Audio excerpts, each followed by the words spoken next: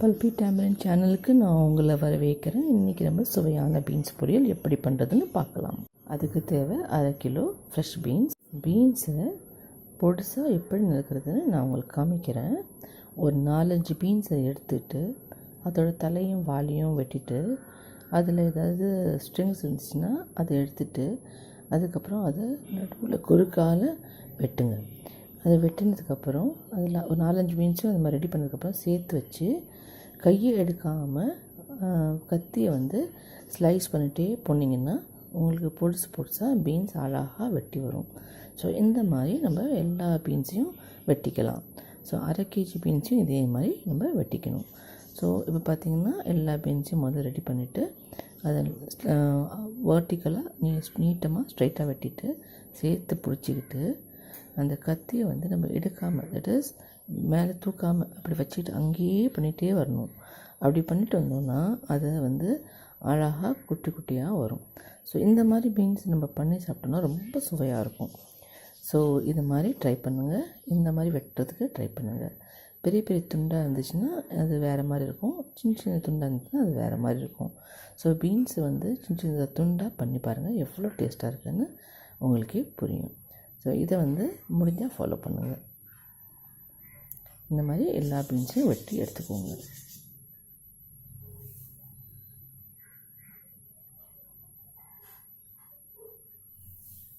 அரை கிலோ பீன்ஸும் சின்னதாக வெட்டியாச்சு.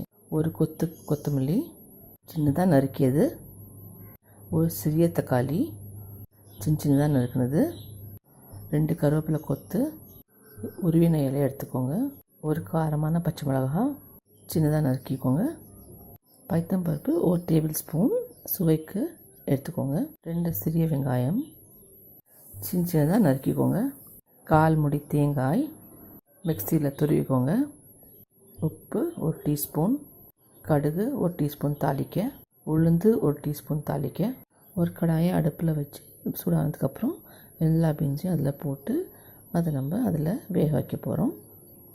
பீன்ஸோட பைத்தம்பருப்பையும் சேர்த்து போடுங்க. ஸோ இந்த பீன்ஸ் நம்ம பச்சை கலர் போகாமல் பார்த்துக்கணும். அப்போ தான் அது பார்க்கவே அழகாக இருக்கும், சாப்பிட்றதுக்கும் நல்லாயிருக்கும். ரொம்ப வெந்துடக்கூடாது, கொஞ்சம் நறுக்குன்னு இருக்கணும். ஸோ அந்த மாதிரி நம்ம அதை வேக வச்சு எடுத்துக்க போகிறோம். ஸோ அதுக்கு நம்ம இப்போ அது தேவையான உப்பை போடுறோம், 1/2 கிளாஸ் தண்ணியை போடுறோம், அதை நல்லா கிளறி விடுறோம். அப்புறம் 1 டீஸ்பூன் சுகரை போடுறோம். சுகர் அந்த குளோரோஃபில்லில் மாறாமல் பார்த்துக்கும், பச்சையாக வச்சுக்கும்.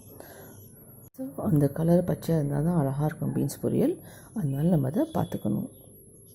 ஸோ பீன்ஸ் பொரியல் அழகாக ரெடி ஆகிடுச்சு. பாருங்கள் எவ்வளோ பச்சை கலரில் இருக்குதுன்னு. இந்த மாதிரி நீங்களும் எடுத்துக்கோங்க. அது ரொம்ப வேக விட்றாதீங்க, பக்கத்தில் நின்று கிளறி அப்பப்போ ஒன்று எடுத்து பார்த்து நீங்கள் எடுத்துக்கோங்க. ஸோ அதை இப்போ நம்ம எடுத்து வெள்ளையில் ஒரு பவுலில் வச்சிடலாம். ஏன்னா நம்ம தாளிக்கணும். ஸோ இதை எடுத்து வச்சுட்டு அப்புறம் நம்ம தாளிச்சிட்டு திரும்பி இதை அதில் ஆட் பண்ணிக்கலாம். ஸோ எல்லாத்தையும் எடுத்துகிட்டு திரும்பி கடாயை நம்ம நெருப்பிச்சு தாளிக்க ஆரம்பிக்கலாம். ஸோ தாளிக்கிறதுக்கு எண்ணெயை விட்டுட்டு கடுகு, உளுந்து, கருவேப்பிலை, பச்சை மிளகாய், வெங்காயம், பின்ன தக்காளி போட்டு தாளிச்சிட்டு திரும்பி பீன்ஸ் அதுக்குள்ளே போட்டு அதையும் நல்லா மிக்ஸ் பண்ணிவிட்டு கடைசியாக கொத்தமல்லியும் தேங்காய் துருவலையும் தூவி நம்ம எடுத்து வச்சுட்டு போகிறோம். ஸோ இதுதான் பீன்ஸ் பொரியல். ரொம்ப சுவையாக இருக்கும், ரொம்ப டேஸ்டியாக இருக்கும். நம்ம எல்லாருக்கும் தெரிஞ்சது தான், ஆனால் ஒவ்வொருத்தவங்க வீட்லேயும் ஒவ்வொரு மாதிரி பண்ணுவாங்க. இது ட்ரை பண்ணி பாருங்கள். ஸோ ஒரு வானொலியை வச்சுட்டு அதில் எண்ணெயை ஊற்றி அது சூடானதுக்கப்புறம் கடுகு ஆட் பண்ணுறோம். கடுகு வெடிக்க வெயிட் பண்ணணும். கடுகு சரியாக வெடிக்கலைன்னா அது நல்லா இருக்காது, கசக்கும். அது நம்ம அவசரமாக பண்ணும்போது கடுகு வெடிக்கலைன்னா ரொம்ப நல்லாவே இருக்காது. ஸோ கடுகு வெடிக்கிறதுக்கு டைம் கொடுக்கணும். அதுக்கு அந்த எண்ணெய் சூடாகணும். எண்ணெய் நல்லா சூடாகிடுச்சுன்னா அதுக்கப்புறம் கடுகு போட்டிங்கன்னா நிச்சயமாக கடுகு வெடிக்கும். ஸோ அது வெடிக்காமல் இருக்கிறதுக்கு இதே இல்லை. ஸோ அதுக்கப்புறம் அதில் உளுந்து போடணும். உளுந்து நல்லா செவந்து கிறிஸ்ப் ஆகணும். ஸோ இதெல்லாம் பேசிக்ஸ். ஏன்னா அது கருகிடுச்சுன்னா இல்லை கடுகு வெடிக்கலைன்னா இந்த பீன்ஸ் பொரியலோட டேஸ்ட்டே போயிடும். ஸோ இதெல்லாம் கொஞ்சம் பொறுமையாக நிதானமாக பண்ணி தான் ஆகணும். அவசரமாக பண்ணும்போது இதெல்லாம் உளுந்து கருகிறதும் கடுகு வெடிக்காமல் இருக்கிறதும் நடக்கிறது தான். ஆனால் அது நம்ம பார்த்துக்கணும். ஏன்னா அதுதான் டேஸ்ட்டுக்கே, அதனால தான் நம்ம அதை ஆட் பண்ணுறோம். ஸோ அதுக்கப்புறம் இந்த பச்சை மிளகா அதோட எசன்ஸ் இறங்க வரைக்கும் வதக்கணும். வெங்காயம் நல்லா சாஃப்டாக வரைக்கும் வதக்கணும். கருவேப்பில்லையும் அதோட எசன்ஸ் இறங்க வரைக்கும் வதக்கணும். இதெல்லாம் பண்ணோம். தக்காளியும் அது வந்து நல்லா மசிஞ்சு போய் அது ஜூஸ் இறங்குற வரைக்கும் அதையும் வதக்கணும். அப்போ தான் அந்த கலவை வந்து கரெக்டாக இருக்கும். அதுக்கப்புறம் அதில் பீன்ஸ் ஆட் பண்ணோம். பீன்ஸ் எல்லாத்தோடையும் மிக்ஸ் ஆகி பீன்ஸோட ஃப்ளேவர் இதில் இறங்கி இதுங்களோட ஃப்ளேவர் பீன்ஸில் இறங்கி நல்ல ஒரு டேஸ்ட்டாக வரும்.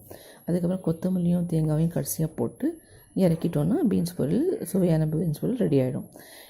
இந்த பீன்ஸ் பொரியல் வந்து நீங்கள் எல்லாத்தோடையும் சாப்பிட்லாம். சாம்பார் சாதத்தோட, ரச சாதத்தோட, தயிர் சாதத்தோட எல்லாம் சாப்பிட்லாம். ஆனால் அந்த பெஸ்ட்டு காம்பினேஷன் வந்து தயிர் சாதம் தான். அந்த தயிர் சாதத்துக்கும் அந்த ஃப்ரெஷ் தயிர் சாதத்துக்கும் இந்த பீன்ஸ் பொரியலுக்கும் ரொம்ப கரெக்டாக இருக்கும். ட்ரை பண்ணி பாருங்கள். இது ஆக்சுவலி தஞ்சாவூர் ஸ்டைல் பீன்ஸ் பொரியல். ஸோ இது நீங்கள் உங்கள் வீட்டில் இந்த மாதிரி பண்ணுறதா இல்லைன்னா இதை பண்ணி பாருங்கள். இது மாதிரி தான் நீங்களும் பண்ணுறீங்கன்னா ப்ராப்ளமே கிடையாது. ஸோ உங்களுக்கு இது தெரிஞ்சது தான். யாருக்கெல்லாம் இது தெரியலையோ அவங்களுக்கு தான் இந்த வீடியோ.